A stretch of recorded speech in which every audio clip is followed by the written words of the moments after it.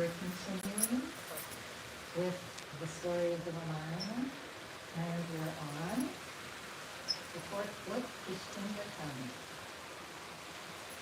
And this is called The Monkey Kingdom, The Alliance with Monkeys. Beside Pampa Lake, the season of spring had carpeted the soft tuff with blue and yellow flowers, covered the trees and creepers in blossom, and wafted black honeybees among the perfumed blooms. Creepers embraced the trees like amorous young women with their lovers. Cuckoos sang love songs and peacocks danced. Ram could only think of Sita. The lotus flowers on the lake reminded him of her. He heard her calling him to see the beauty of the waterfalls and smelled her in the scented flowers. Without her, he could not live. Perhaps she will give up her life when she sees spring without me, he spoke aloud. If she would come to me now, I would be satisfied here forever and would never wish again for a yoga or even the pleasures of paradise. Be patient, said Lakshman. Now is the time for heroism and determination, not grief and despondency. We must find her wherever Ravan has hidden her. One day, Sugriva, lord of the monkey tribes, called the Varanas. The monkey tribes called the Varanas came near the lake to gather fruits and spied them. When he saw these two mighty princes, he froze in fear, thinking them allies of his enemy, Vali. He hurried back to his lair and called together his counselors. Vali has sent two powerful warriors disguised as hermits. How can we protect ourselves? Among his followers was Hanuman, son of the wind god, who was wise and fearless. He counseled Sugriv. We need not fear Vali, who cannot enter this region. Why should we panic at the sight of two men? These are no ordinary men, replied Sugriva. They look more like gods, and they may be with Vali. Go and observe them closely and find out their business. Hanuman disguised himself as a forest hermit and approached the two brothers. Bowing before them, he spoke with gentle words. I salute you. With eyes like lotuses and weapons of gold, you look like the moon and the sun. I am Hanuman, son of the wind god, minister of the monkey lord Sugriv. Pray tell me who you are and what brings you here. Hanuman's words showed him to be learned and gentle, and Rama answered him with respect. I am Ram, son of Dasarath, and this is my brother Lakshman. He went on to say how they came to be in the forest and how Sita had been kidnapped. We know of Sugriva and we seek friendship and help, said Lakshman. Hanuman thought these two men would be valuable allies for Sugriv. He in turn told them how Sugriv had been exiled and how he had lost his wife at the hands of his cruel brother Vali. Come, I will take you to Sugriv, he concluded. Revealing his true monkey form, he lifted the brothers onto his shoulders and carried them through the forest to Sugriv's camp on Rishyamukha hill. Arriving among Sugriv's assembly, Hanuman introduced Ram and explained that he needed help. I am indeed fortunate, said Sugriv, rising to meet Ram. Here is my hand in token of my friendship, if you will accept it. Ram gladly clasped Sugriv's hand and warmly embraced him. Then Hanuman lit a fire between the two, and together they walked around it to seal their alliance. We are now united as friends, and our joys and sorrows are one, declared Sugriv, hugely satisfied. Breaking off a large leafy branch from a nearby tree, he offered it to Ram as a seat and sat beside him, while Hanuman did the same. breaking another branch and sharing it with Lakshman. Sugriv then confided in Ram. I live in fear of my brother Vali. Please protect me. Don't worry, reassured Ram. You have my word that I will kill this Vali and help you recover your wife. I have some news for you about Sita, spoke Sugriv. I was sitting with 4 friends on top of the hill some days ago when we saw a strange sight. Passing over us in the air was a princess struggling in the arms of Ravana. As they flew above us, she threw down a wrapper containing shining jewels. He showed Ram the jewels.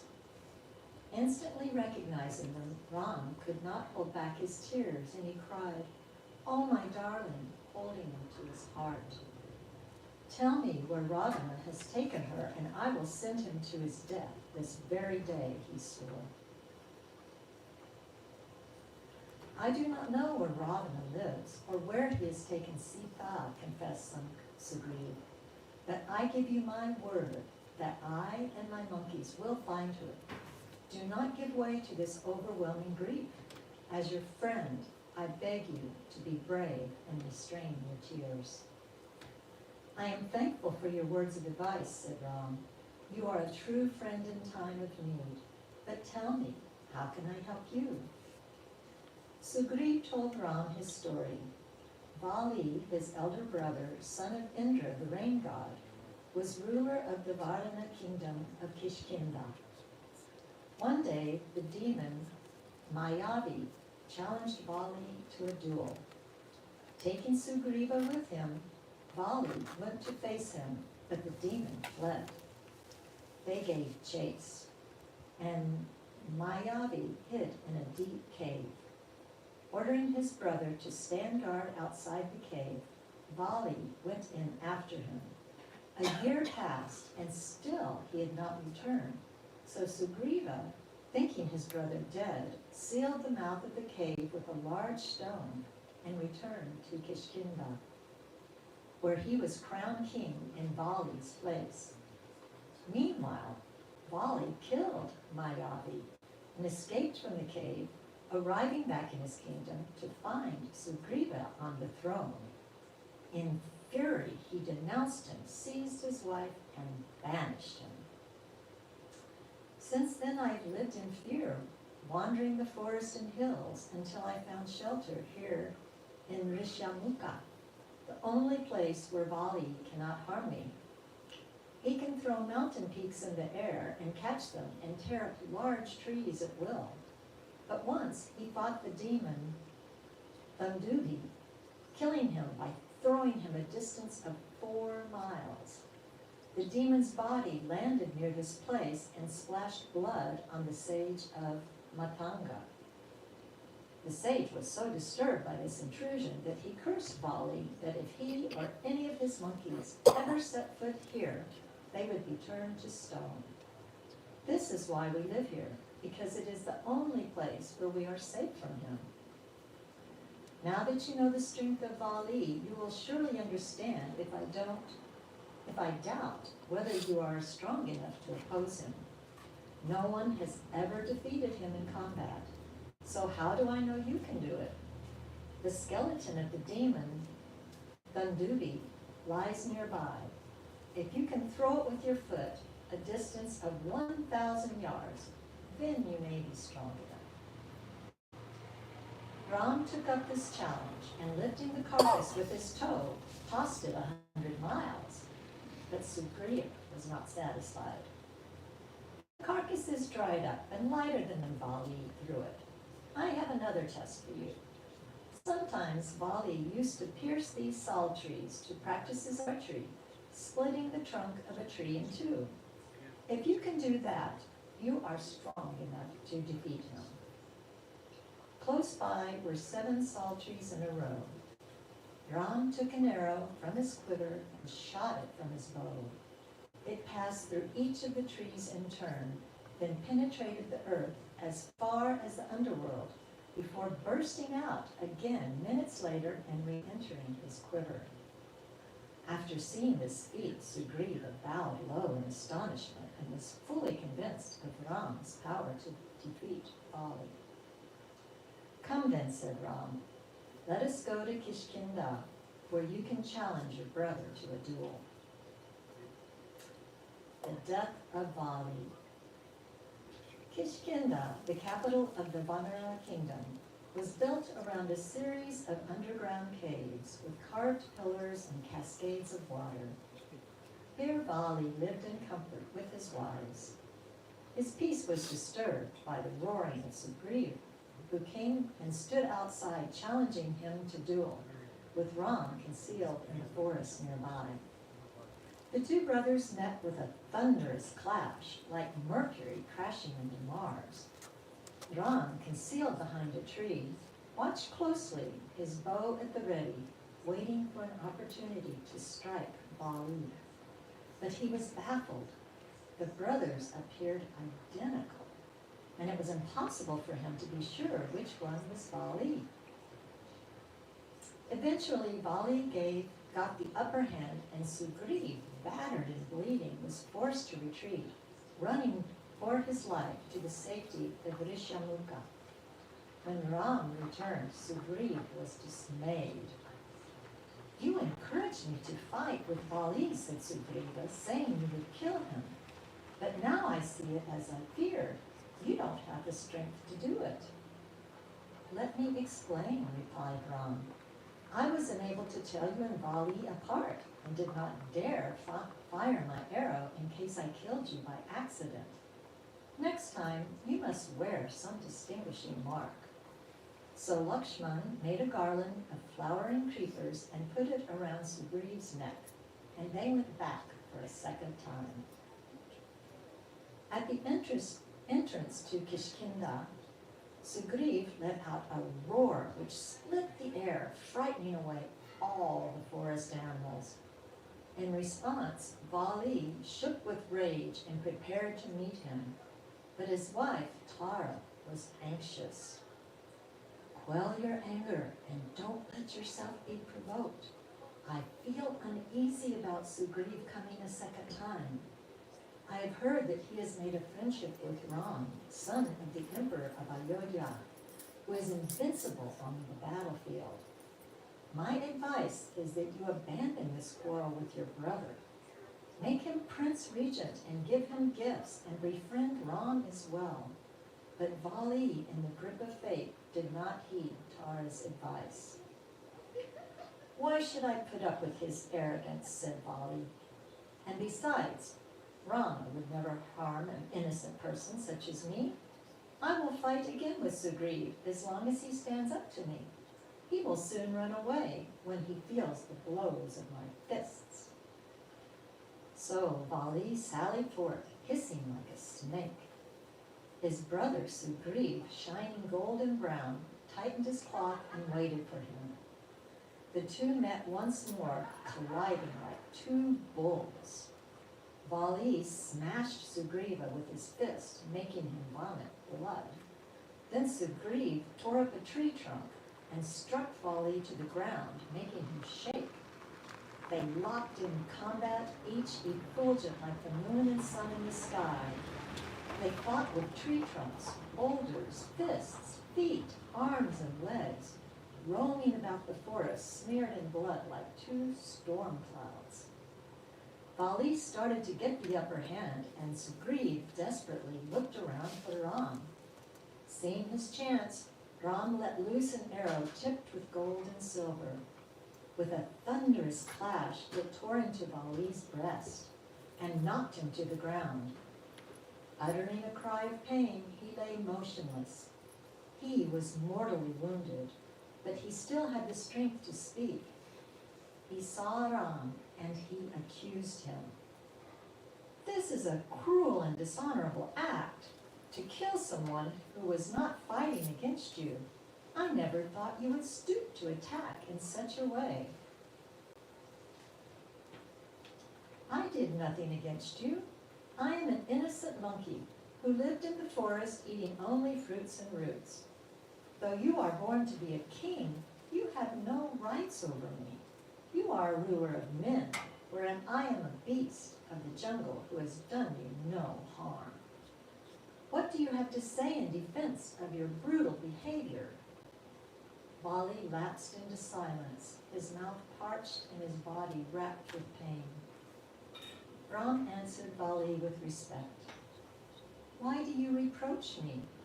Listen to the reasons for my action. My brother, Bharat, is the emperor of these lands, and it is my duty under his command to uphold justice throughout the kingdom. You failed to give protection to your younger brother, who you should treat as your own son, and moreover, you took his wife, Ruma. The punishment for one who has union with his brother's wife while his brother is alive is death.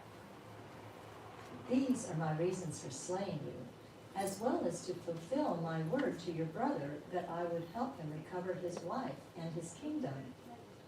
I have acted as lawkeeper for your own good, because the religious rites state that a criminal justly punished is absolved of sin and ascends to heaven just as the pious do. Thus, I have relieved you from your sin, and I have no regrets over what I have done. Vali sighed. What you have done is correct. I see that you are indeed devoted to the good of all people with a clear and unruffled mind. I beg you to forgive my last request, to fulfill my last request. Please see that my son Angad, who is still a boy, is reconciled with Sugriv and cared for by him, and see that Sugriv treats my widow, Tara, with kindness.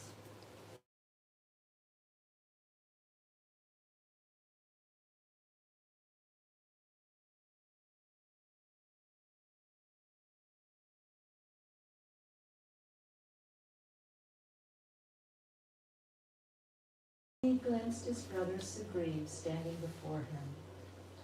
Forgive me, brother, he murmured. I was carried away by forces out of my control. I am about to leave for the abode of death, and I want you to take the throne and rule over Kiskindha. Please look after my son Angad as if he were your own, and be considerate to Tara, and always listen to her advice, for she speaks the truth. Finally, he spoke to his son. Accept Sugriv as your protector and serve him with devotion. Do not be overfond of others, nor without affection, but always seek the balance. With these words, Vali breathed his last. Sugriv was overcome with remorse after hearing his brother's dying words, and thought of ending his own life in recompense. Tara also wanted to die. You are wise and patient, she prayed to Ram. Please kill me with the same arrow that killed my husband, then I can be reunited with him. Do not despair, Ram comforted them, for this world is made up of happiness and sorrow in equal measure. Tara, you will yet find happiness under the protection of Sugriv, and your son will be Prince Regent. Therefore, do not lament. Ram then helped them with Vali's funeral. They carried his body in procession to a lonely spot by the river, where a funeral pile was built and sacred hymns were chanted. As the hills echoed to the crying of his wives and the Vanara women, his body was enveloped in flames, and he departed on his long journey to the next world. Ram patiently watched as Sugriv and his companions bathed in the river to purify themselves, then came toward him. Hanuman spoke up. We will now take Sugriv to Kishkinda and crown him. After he has been ceremonially anointed and bathed according to our customs, please come and feast with us in our capital. Thank you, Hanuman, replied Ram, but I cannot indulge in the comforts of Kishkinda. I must keep my vow to my father and stay in the forest until my 14 years are up. Thus Sugriv, with the help of Ram, got back his wife Ruma and his kingdom and lived happily. Meanwhile, The monsoon season began, and the rains made it impossible for Ram and his new allies to track down Ravana. "You all enjoy yourselves," said Rama. "I will live with Lakshman in this cave, which is dry and airy, and near a waterfall.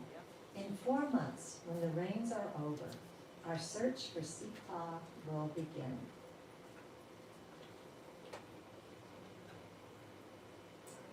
Gathering the tribes. After 4 months, Hanuman looked out and saw the sky clear and bright. The rains were over and the time had come to repay the debt to Ram. He went to Sugriv and found him intoxicated in the arms of his wife Ruma. "Do not forget your friend Rama." Not Rama. "Do not forget your friend Ram, who has done you good service by killing Bali," reproached Hanuman. "He is waiting to hear what you are doing to help him find Sita." Sugriv was stirred into action. "Call for Nila," he commanded. "Tell him to muster monkey troops from near and far. All monkey warriors must be here within 15 days under pain of death." Sugriv then returned to the arms of his mistresses. But Ram heard nothing. He felt the change of season as the warm autumn nights drew in under a clear sky. He called Lakshman. "Go and speak with Sugriv. Tell him not to forget that it was I who killed Bali, and warn him that if he does not help me, I am quite capable of killing him too." Lakshman set off in earnest to confront Sugriv. As he angrily entered the caves of Kishkinda, the guards fled to inform Sugriv of his arrival. Sugriv, however, was in a drunken stupor in the midst of his lovers. Hanuman impressed upon him the seriousness of the situation. "You have lost track of time. Now go quickly and appease Lakshman," he urged. "Bow low before him and offer to do whatever Ram pleases." Lakshman was ushered into Sugriv's private apartments. He saw beautiful girls decorated with tinkling ornaments. The lovely Tara, now Sugriv's wife, emerged in a languid state, slightly intoxicated, with her girdle loosened. "What displeases you, Prince Lakshman?" she inquired softly. "Your husband appears to have forgotten his duty," replied Lakshman. "For the last 4 months, he has indulged in wine and lovemaking and seems unaware it is now time to fulfill his duty to Ram. I have come to remind him. Please forgive my husband who forgets the passing of time when under the sway of passion. However, he has already sent for thousands and millions of monkeys and is quite shaken off his sensuous mood."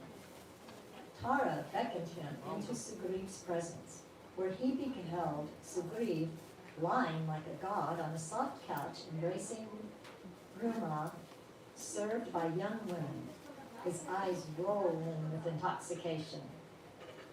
Lakshman angrily rebuked him. "You are decadent and ungrateful. You have accepted Ram's services but have not returned them. Ram wishes me to warn you that if you do not honor your agreement with him, you will go the way Bali went." Sugriv got up quickly. "Do not speak harshly to my husband," pleaded Tara. "He meant no harm. To please Ram, he would give up his throne and even Ruma and myself. He is prepared to kill Ravana, but we must first defeat Ravana's army, which is said to consist of 1,000 billion Rakshasas. Therefore, we have sent for millions of monkeys, baboons, and bears from the 4 quarters to assemble here. Today they are due to arrive." After Lakshman had been placated by Tara's words, Sugriv ventured to speak. "Forgive my harsh words, spoken out of concern for Ram," countered Lakshman. "Now come with me to reassure him." "First I must organize the gathering of my troops," Sugriv called again for his commander Nila. Send out a second wave of messengers to hasten the mustering of forces from the far-flung mountain ranges of the Himalaya, Mahendra, Vindhya, Kailash, and Mandara. All must gather here within 10 days. Especially attend to those who are sensuous and lazy. Tell them they must obey my royal command or suffer death. In a moment, these messengers took into the air. Flying with the speed of mind along the migratory routes of the birds, they fanned out across the worlds to gather monkeys from seashores, mountains, forests, and lakesides. A vast horde of monkeys assembled. Black monkeys from Anjana Mountain, golden monkeys from the forests of the sunset, monkeys like lions from Kailash Mountain, red monkeys from the Vindhya Heights, others from the Himalaya range and the shores of the Milk Ocean. When all was in hand, Lakshman took Sugriv before Ram, to whom he bowed. Now the time has come for our great adventure, said Ram. At this very moment, announced Sugriv, the leaders of monkeys, bears, and baboons are on their way to join us from all over the world, followed by troops numbering thousands of millions. Ram embraced him. As they spoke, a dust cloud rose from all sides, veiling the sun. The sky darkened and the earth vibrated with the rumble of millions of feet as innumerable monkeys poured into the valley from all sides. One by one, the chiefs came forward to identify themselves to Sugriv and bow to Ram before being assigned a place for their troops. Now, what would you have us do, Lord? Asked Sugriv. First, we must find out if Sita is still alive and where she is being held, said Ram. Once we know that, we will decide upon our course of action. Sugriv called the chiefs together and divided them into 4 parties, each of which was assigned a different direction: east, south, west, and north. They were told to search all the lands, as far as the great mountains encircling the earth, beyond which no human or monkey is allowed to pass, and to return within 1 month. Whoever found Sita was promised an ample reward. Among those chiefs, Hanuman was sent south with Angad, son of Ali, Nila, son of the fire god, and Jambavan, lord of the bears and son of Brahma. Sugriv spoke with Hanuman. None is your equal, Hanuman. You have the speed and agility of your father, the wind god. I am relying on you to find Sita. Seeing Sugriv's confidence in Hanuman, Ram was convinced that he was the one who would find Sita. So he took him aside and spoke with him. Take this ring, inscribed with my name, and give it to Sita, so she will know you to be my servant. Your courage and determination guarantee your success. I am depending upon you. Hanuman took the ring, touched it to his head, and then bowed at Lord Ram's feet. Shining like the moon in a clear sky, he set off with the sound of Ram's words ringing in his ears. The search for Sita. Once the team of searchers had been dispatched, Sugriv returned to his life of leisure and Ram to waiting. A month passed, and the searchers from the east, north, and west returned empty-handed. We have explored the mountains, forests, rivers, and seas. We have ransacked caves and dense thickets, and we have encountered and killed large demons, suspecting them to be Ravana. But we have found no sign of Sita. Our only hope now lies with Hanuman. Hanuman's party, however, was not to be seen. They had gone south, the direction in which it was known Sita had been carried, over the Vindhya mountains to the desert beyond, which was without food or water. With their strength and hope fading, they crisscrossed the region again and again, finding no trace of Sita. When their month was nearly up, exhausted from hunger and thirst, they came to the mouth of a deep cave on the southern tip of the Indian peninsula. From inside the cave came a flow of cool, moist air. Around its mouth grew dense green foliage. Herons and swans emerged from the cave, their plumes wet and stained with the red pollen of lotuses. They decided to venture inside the cave in search of water. Holding hands, they penetrated the darkness. For a long time, all was dark as they journeyed ever deeper. Then they saw light ahead and heard the tinkling of running water. They emerged into a cavern illuminated by a clear, soft light, where they found trees of gold, mansions of silver and gold, luscious fruits, and heaps of gems. Gratefully, they satisfied their hunger and thirst and restored their strength and spirits. Then they looked about them, and they saw the figure of a woman dressed in a deerskin and bark, shining with an aura of saintliness. Hanuman asked her who she was and to whom the cave belonged. This cave was the home of the demon Maya, who embellished it by his mystic art, but was slain by Indra. I am Swayam Prabha, sent here to be its guardian. Hanuman told her of their search for Sita. Goddess, our strength is now restored by your generosity. How can we repay you? I want nothing from you, but tell me, how can I help you? She replied. Show us out of this place. We must return to our king, Sugriv. By the appointed time, she instructed them to close their eyes, and in an instant they were once more in the bright sunlight outside the cave. As their eyes grew accustomed to the daylight, they saw that the season of spring was already far advanced, the trees being heavy with blossom. Fear gripped them as they realized that their allotted month was past. If they returned now without any news of Sita, Sugriv would kill them. In despair, they decided to fast to death. Weeping, they sat down and prepared to die. However, a more immediate danger faced the monkeys. From far above, unseen eyes saw them as a tasty meal sent by Providence. Sampati, king of the vultures, and older brother of Jatayu, was perched on the mountainside above the monkeys. He had not eaten for a long time because he was crippled by the loss of his wings. I shall eat each of these monkeys one by one as they die of starvation, Sampati said.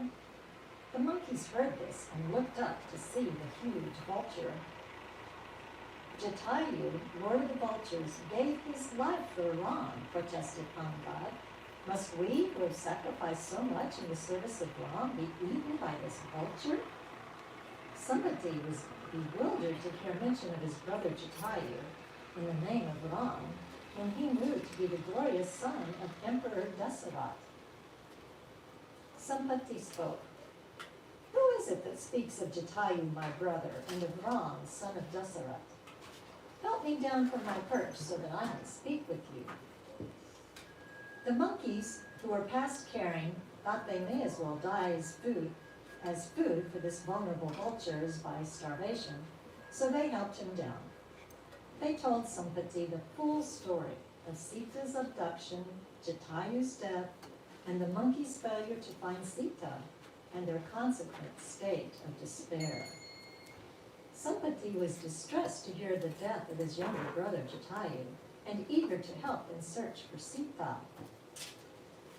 I will not eat you, he said. Instead, I can help you find Sita. I once saw from this mountain a beautiful young woman carried through the air by Ravan, calling the names Ram, Lakshman. This was surely Sita, exclaimed Hanuman. Where did Ravana take her? Sampati replied, Ravana lives in the city of Lanka, on an island 1,000 miles out to sea. Sita is held captive there by Ravana. On hearing Sampati's information, the monkeys leapt to their feet. All thoughts of starvation vanished from their minds.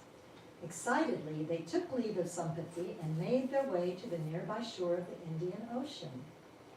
Looking across the southern sea, they saw only the vast expanse of water, and their hearts began to sink. How could they cross such a great distance as 1,000 miles? Each of them estimated his ability in leaping. Some said they could leap 100 miles, some 200, some 500, but none felt confident enough to cross Lanka and back. Jambavan turned to Hanuman, who had kept silent. He said to Hanuman, You are the son of the wind god and are equal to him in your power to fly through the air. When you were a child, you saw the sun rising through the trees and mistook it for a fruit. You leapt into the sky to catch it, rising to a height of 20,000 miles. In anger at your audacity, Indra hurled his thunderbolt at you and dashed you to the ground, breaking your jaw. Therefore, you are called Hanuman, meaning one with a broken jaw. To make up for this, Indra blessed you to meet death only when you choose to die, and Brahma made you invulnerable in contact.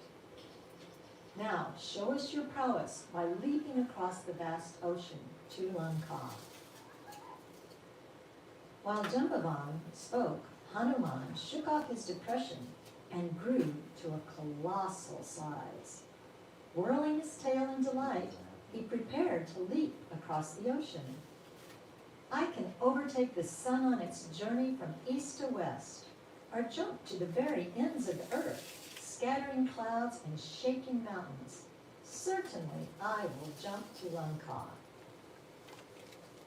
Looking for a secure foothold from which to leap, giant Hanuman climbed nearby Mount Mahindra. As he trod on it, the mountain trembled, releasing new springs and alarming deer and elephants driving snakes from their holes. Concentrating his mind, Hanuman fixed his thoughts on Lanka and the divine Sita and prepared to jump. The Kingdom of Lanka. Hanuman crouched low on the slopes of Mount Mahindra, stretching out his tail and fixing his eyes on the horizon. He remembered his father, the wind god, and prayed for his protection. Then he vowed, either I shall find Sita or destroy Lanka, and he leaped into the sky. As he launched himself, the mountain shook, sending forth showers of fragrant flowers. Thousands of trees were uprooted and swept into the sky, falling like a carpet of stars into the sea. He flew through the air with his tail out behind him, shining like the sun as he passed in and out of clouds. His eyes blazed and the wind thundered past his ears, while far below the sea tossed in his wake, turning up waves as high as mountains. Wishing to help Hanuman, the sea god sent the winged mountain Mainaka up from the seabed to give him a resting place. But as the mountain with its gold-tipped peaks rose before him, Hanuman simply thrust it aside with his chest. The gods were thrilled at his prowess and wanted to see more of his splendor, so they sent Surasa, mother of the Naga, celestial snakes, to test him. She assured a gigantic form and rose from the ocean in front of Hanuman, with her mouth outstretched to devour him.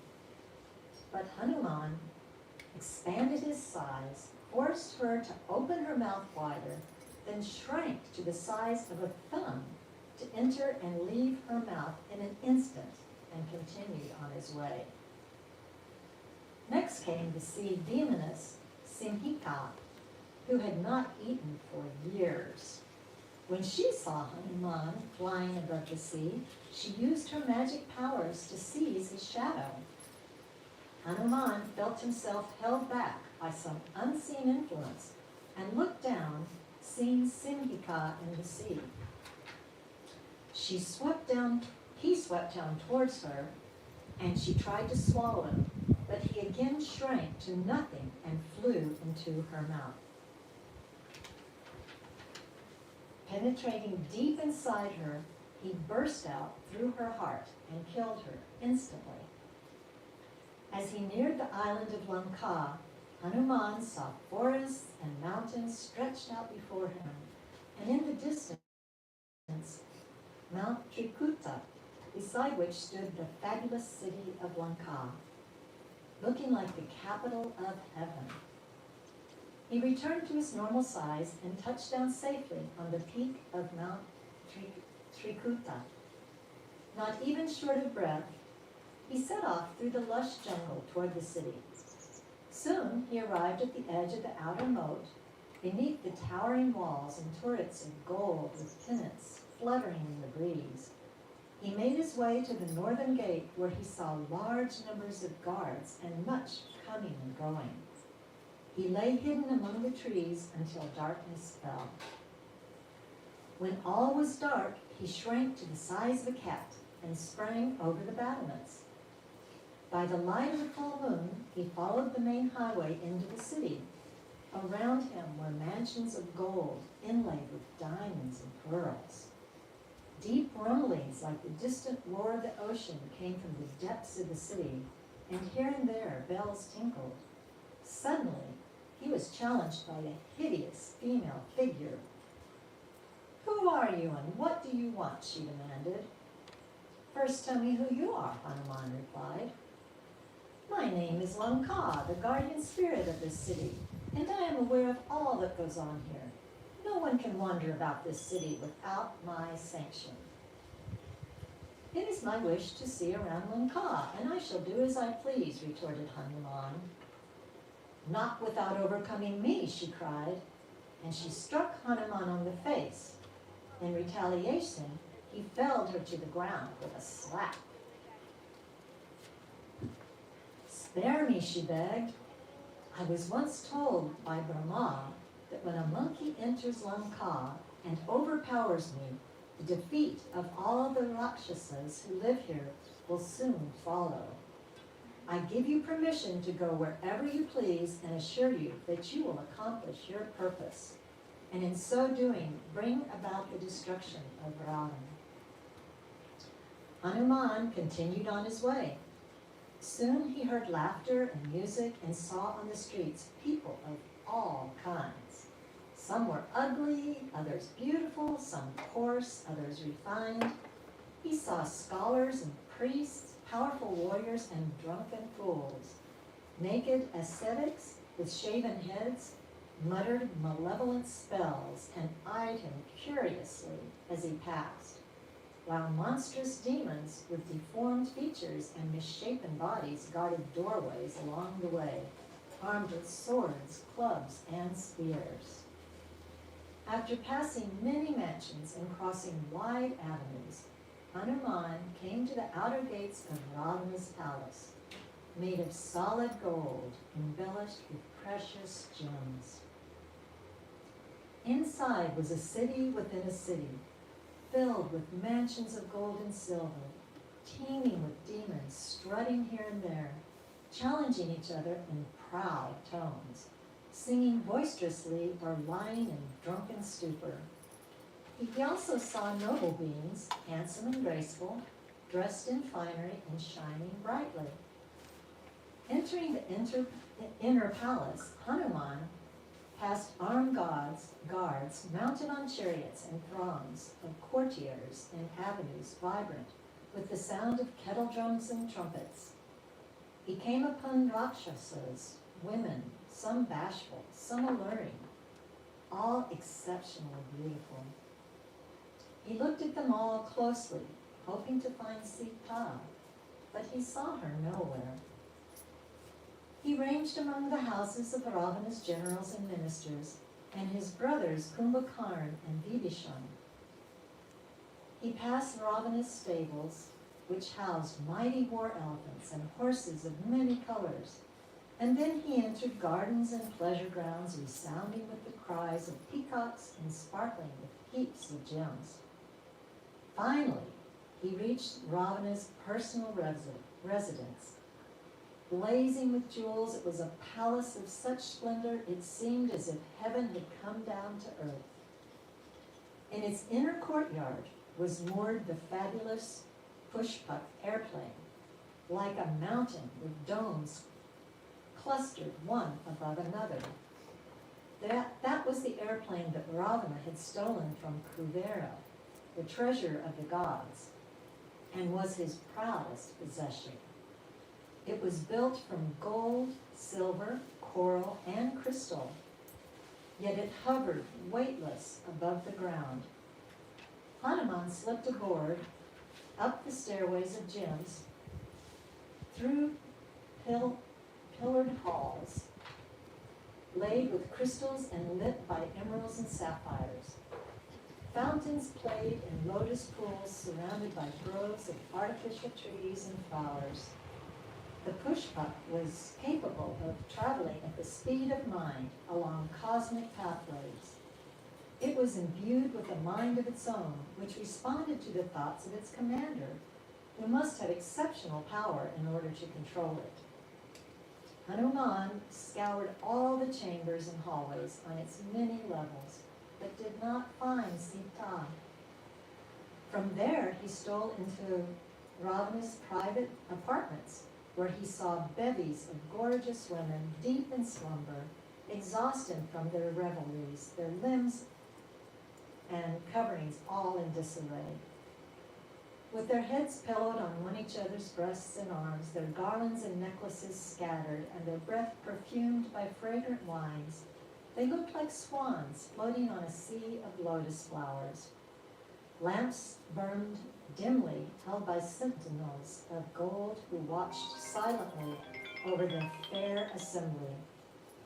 In the midst of this scene was a raised bedstead of ivory and gold beneath a white canopy where Ravana slept, fanned by female attendants.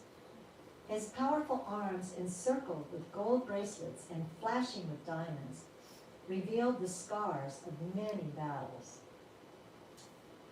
Around his bed slept female musicians, still holding the musical instruments in a sensuous embrace. On a richly upholstered bed nearby lay a fair-complexioned woman more gorgeous than the others. At first, Hanuman thought her to be Sita, but then he realized this could not be so. Sita would never surrender herself to be enjoyed by Ravana. This woman must be Ravana's queen, Mandodari, who had been given to him as a young girl by her father, the demon Maya. Since then, Ravana had carried off thousands of other young girls from homes of gods and celestial beings, all of whom were allured by his power and sexual energy. Sita, however, was the one woman who would never submit to his will.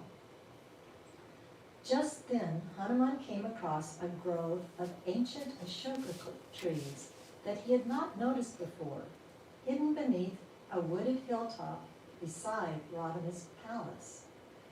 This was Ravana's private retreat, and something told Hanuman it might be the place where he would find Sita. He prayed to Vishnu to give him success and leaped over the boundary wall. Inside, the trees were thick with flowers and entwined with climbers. As the monkey climbed from one tree to another, they scattered their blossoms, covering him with petals, so that he looked like the spirit of spring. Advancing deeper into the grove, he found that the trees took on a silver hue, and their flowers became richer and more perfumed. Water tumbled from the hillside into a crystal-clear pool with a white sandy bed, sparkling with gems and corals. Around the pool, marble steps descended from among trees of gold that chimed as if with tiny bells in the breeze. Hanuman climbed the tallest tree and peered out from its branches across the moonlit landscape. Nearby was a tree greater and more venerable than all the others. Beneath it, he saw a woman seated on the ground, dressed in torn, unwashed clothes. She was pale and drawn, and her face was bathed in tears, but her beauty shone like the moon through a veil of clouds. Hanuman knew her to be the same woman he had seen carried over the Shamukha hill by Ravan, and he recognized the ornaments she wore as matching the ones cast down from the sky to the monkeys that day, and her yellow robe as matching the silk cloth in which the jewels had been wrapped. She must be Sita. Around her, demonesses circled restlessly, hideous in appearance, carrying clubs or spikes. Some had only one eye and misshapen features. Some were covered in hair. Some were humpbacked or monstrous in size, with heads of goats, camel's feet, or donkey's ears. In the midst of these monsters, Sita was weighted down by grief like a boat sinking under its load. How can such a blameless and exalted soul as Sita be afflicted with so much sorrow, lamented Hanuman? Indeed, it is hard to understand destiny. Yet I see she is forbearing as the earth from which she was born. She does not see the monster surrounding her or this heavenly garden. She sees only Ram. The ring. As dawn approached, Hanuman heard the distant sound of the sacred hymns of the Vedas being chanted in the city. At Ravana's bedside, musicians serenaded him, and slowly the great demon stirred, his head heavy with drink. Although he was powerful beyond measure, Ravana was a slave of passion, and at the moment, all his passion was focused on Sita. Dressing and perfuming himself, he set off to the Ashoka Grove, followed by a procession of female attendants bearing torches in the early dawn light. As it passed through the glades, echoing with birdsong, the procession looked like the progress of the gods of love. Hidden among the branches, Hanuman watched as Ravana approached. As soon as she saw him, Sita huddled up in modesty and shook with fear. Although she was distressed and forlorn, she could not hide her flawless beauty, which shone like the moon through the clouds. Hanuman was amazed to see the mighty Ravana actually prostrate himself full length on the ground before him. Have no fear, sweet lady. No other demons lurk here. It is only I, begging for your love, came Ravana's love-stricken words. My soul is ravished by you. Please return my love. It is the habit of us demons to seduce others' wife by force. But I have restrained from this for 10 months, waiting for you to willingly give yourself to me. Your beauty holds me entranced. The Creator, after fashioning you, must have retired, having surpassed all else. Though you are covered in torn cloth with your hair in a single plait, you make me forget even my consort Mandodari. My thousands of other wives will wait upon you. Why do you think only of Ram, a mere man? He is nothing compared to me. Untold wealth can be yours. Just be mine. Take your mind off me and be satisfied with your many wives, Sita responded fiercely. You should protect me, not seek to molest me. Your infatuation will destroy your kingdom and all who live in it. I belong to Ram as the sunshine belongs to the sun. You will never have me. Soon Ram will be here with arrows of fire to destroy you. You cannot flee. He will find you wherever you are. It seems, good lady, that the more I speak sweet words to you, the more unkind you become. Very well, be warned. You have 2 months to surrender to me. If you refuse to share my bed after that time, you'll be minced up and I'll eat you for my breakfast. These foul words upset many of Ravana's women, whom he had won from among gods and pious families. They tried to reassure Sita with secret glances, but she continued fearlessly. You have no friends here, otherwise they would advise you that you bring upon yourself your own destruction by stealing another's wife, not to speak of the wife of Ram. I wonder that your tongue has not fallen out, or your eyes been blinded. I am here for your destruction. Touch me at your peril. Ravana's face twisted and he raised his hand to strike Sita, but was restrained by his women, who dragged him away. Sport with us, Lord, and have nothing more to do with this Sita, they implored to Ravana. Do with her as you will, to force her to her senses, Ravana shouted back at them. Angry and humiliated, he left. Now the demonesses came forward, first cajoling, then taunting, and threatening Sita with their weapons. Don't you know what you are turning down? You have been loyal to your husband, now do the sensible thing. Ravana has vanquished the entire universe. The 33 high gods and even Indra himself are under his sway, and now he wishes to give up his wife Mandodari in favor of you. You are mad to refuse. One of the demons said, I would like to taste her liver. Why should we wait, cried another. Divide her up and let's cook her. I will never be his wife, Sita retorted. I am human and he is a Rakshasa, and I will never have anything to do with that monster. You can eat me if you like. I don't care. Shuddering with emotion, she withdrew toward the tree in which Hanuman was concealed. I would not touch that despicable Ravana even with my left foot. Why can I not die now? Then I would be shamed no more. If Ram would come, he would kill Ravana and destroy this entire city. Then it would be you who weep, and your husband's dead. He will destroy you all. An old Rakshasa woman named Trijata awoke just then. Seeing that the other Rakshasas were tormenting Sita, she stopped them. Eat one another if you like, but you will never eat her. I have had a dream, Trijata murmured.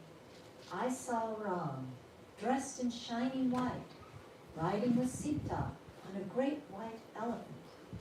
Then I saw Ravana and his brothers, their heads shaven, riding south on mules, laughing hideously. Next I saw a powerful monkey set fire to the city of Lanka, which fell crashing into the waves, while the women of the city laughed in madness. My advice to you is to stay away from her and leave this place if you can. Her companions fell silent and sat down listlessly, not caring enough to argue. Sita crept further into the hollow of the tree beneath Hanuman. Fingering the cord tying her hair, she thought of suicide. Hanuman desperately wanted to reassure Sita, but how could he do so without frightening her? She would think he was just another of Ravana's tricks. He decided to talk in Sanskrit, the human language spoken in Ayodhya. Softly, he spoke of Ram. There was once a mighty emperor in the line of Ikshvaku named Dasharath, who had a son named Ram, he began, and went on to recite the tale of Ram's exploits up to the time that Sita was carried away. In search of Sita, Ram and Lakshman journeyed south, where they met with Sugriv, lord of the monkeys. In alliance with him, a great search for Sita was begun, bringing me to Lanka, where I have at last found her. Even now, Ram is waiting for me to bring back news so that he can rescue her. In rapture, Sita listened to his mysterious voice, thinking at first it was just a dream. She looked and there until she caught sight of Hanuman in the tree above her. Was this an apparition? How could a monkey talk and know all these details of her history? I hope this monkey's words are true, she whispered to herself. Encouraged, Hanuman slipped from the tree, staying hidden from the Rakshasas. Gentle lady with lotus eyes, who are you and why do you cry? Are you truly Sita, the wife of Ram, or a goddess fallen from heaven? I am Sita, daughter of Janak. I lived in Ayodhya with my husband Ram for 12 years before following him to the forest in exile. There we lived in peace, served by his brother Lakshman, until the evil Ravana, who now torments me, carried me away. If my husband does not come rescue me, I have 2 months to live. Dear lady, Ram wishes you to know that he and Lakshman are both well. He also wants to know of your welfare. Hanuman came nearer to Sita, but she retreated in fear. If you are Ravana, come to give me more pain, then stop. It is not right that you torture me so, she trembled. But if you are who you say you are, and I pray it to be so, then please tell me about my dear Ram. The glorious Ram brings happiness to the whole universe, spoke Hanuman. He gives protection to all and punishes the wicked. Before long, he will come here with a great army of monkeys to rescue you and to kill Ravana. How did you meet with Ram, and how on earth did an alliance between humans and monkeys come about? Sita demanded to know. Prove to me that you know Ram by describing him. Hanuman described in detail the appearance of Ram. He went on to explain how Ram had made friends with Sugriva and had helped him to defeat his brother Bali, and how Sugriva had gathered the monkey forces to help Ram find Sita. Concluding with the story of his own search, his meeting with Sampati, and his decision to leap the sea to Lanka. I am Hanuman, son of the wind god and minister of Sugriva. Doubt me no more. Reassured by all she heard, Sita trembled with relief. Tears of happiness fell from her long eyelashes, and her face shone like the moon. Hanuman then produced Ram's ring, and he handed it to Sita, who recognized it as the one worn by her. As soon as I get back, he will lead a powerful army to rescue you. Ram thinks only of you. He lies awake at night with tears in his eyes, and in his sleep he calls your name. Sita was both glad and pained to hear of Rama's grief. She begged Hanuman not to act fast. No, she begged Hanuman to act fast, for she could not survive much longer. Let me rescue you this moment, exclaimed Hanuman. Climb on my back, and I will take you to the presence of Ram this very day. Now you are talking just like a monkey, laughed Sita. How could I go anywhere on your back? Hanuman had forgotten that he was only the size of a cat. He began to grow until he towered above her, with blazing eyes and swishing tail. He proudly declared that if he wished, he could carry away the whole island of Lanka. Now I see your full power, agreed Sita, and I do not doubt you could carry me through the air, but I might fall or lose my life traveling so fast and so high in the air. And besides, it is not right for me willingly to touch any other male than my husband. Let Ram come here and defeat Ravana. Then take me back to Ayodhya himself. That will be more fitting. If you cannot come with me, please give me some token to take to Ram, requested Hanuman. Sita unwraps a large jewel from her cloth. Give him this, she said. He will recognize it. And ask him if he remembers the time when he decorated my cheek with mineral dye after the rains. Holding the precious jewel tightly, Hanuman prepared to leave. Tell him come soon. I will not be able to survive here for more than a month. Have no fear, lady. Ram will soon be here, Hanuman said, and was gone. And that is the end of our story tonight. Jai Hanuman, Jai Sri